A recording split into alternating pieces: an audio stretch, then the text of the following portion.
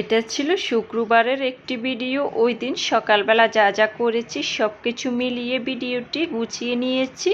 এদিকে রুমটা গুছিয়ে নিচ্ছি, এদিকে কিন্তু আমি ড্রেসিং টেবিলটা গুছানো হচ্ছে, তারপরে ওয়ার্ড্রপটা ভালোভাবে মুছে আমি বিছানাটাও ঝেড়ে নিয়েছি, তারপরে পুরো বাসাটা ঝাড়ু দিয়ে নিব। আর বিছানাটা গুছিয়ে গিয়েছি, আর ছোটো মেয়ে এসে আবার এলোমেলো করে দিয়েছে। এদিকে ডাইনিংটাও মুছে নিব। এখন ডাইনিংটা মুছে পরিষ্কার করে তারপরে আমি এই তো শোকেসটা মুছে নিব। মুছে অফ ক্যামেরায় আমি এই তো ঘরটা ঝাড়ু দিয়ে নিব, তারপরে রান্না করব। এদিকে ছেলের জন্য 2-3 দিন ধরে দুধ নিচ্ছি, যেহেতু রাত্রে থাকে। তারপর অনেকগুলো ফ্লাক্স হয়ে গেছে, এগুলো আজকে ভালো করে ধুয়ে এখানে ছড়িয়ে দিয়েছি। এখন এগুলো শুকালে তারপরে আমি উঠিয়ে রাখবো আবার। পরে আবার এই তো এক দিন এক একটা কিন্তু নিই, কোনো দিন দুধ, কোনো দিন ডিম, এভাবে আর কি খাওয়াই। এভাবে আমরা সবাই প্রতিদিন খাই আলহামদুলিল্লাহ। রাত্রেবেলা এদিকে এই তো ডাইনিংটা মুছে শোকেসটা মুছে নিয়েছি, ওভেনটা মুছে নিয়েছি। যেহেতু শুক্রবার এমনিতেই আমি সবসময় পরিষ্কার পরিপাটি করে রাখি, তবে শুক্রবার একটু সুন্দর করে গুছানো হয় আর কি। সাথে রান্না বান্না মিলিয়ে অনেক ব্যস্তময় দিন কাটে শুক্রবারে। হাই এভরিওয়ান, আমি আরও সেতু ব্লগ থেকে সেতু।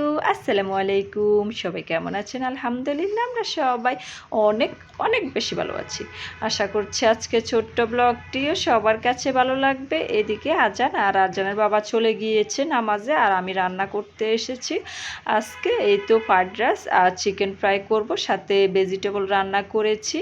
আর এদিকে আমি কিন্তু ফ্রাইড রাইসটা বসিয়ে দিচ্ছি। আমি কিন্তু এখানে পোলাও চালটা সিদ্ধ করে ছড়িয়ে দিয়েছি ডাইনিংয়ে, তারপরে এগুলো শুকিয়ে জর্জরে হয়ে গেলে তারপর রান্নাটা করে নিয়েছি অফ ক্যামেরায়। আমি সবগুলো রান্নাই করে নিব, যেহেতু শুক্রবারে একটু তাড়াতাড়ি করে করতে হয়, অনেক কাজ থাকে রান্না বান্না। তারপরে নাস্তা আগের দিন রাত্রে আমি বানিয়ে নিয়েছি। আর এদিকে এই তো ভেজিটেবলটা বসিয়ে দিয়েছি, ভেজিটেবলটাও রান্না করা শেষ। এখানে আমি চিকেনগুলো ফ্রাই করে নিচ্ছি। আর এদিকে ফ্রাইড রাইস হওয়ার পরে একটা পাতিলে ঢেলে টেবিলে নিয়ে আসছি। এদিকে আজান, আর আজানের বাবাও চলে আসছে নামাজ থেকে। চিকেন ফ্রাই করা শেষ।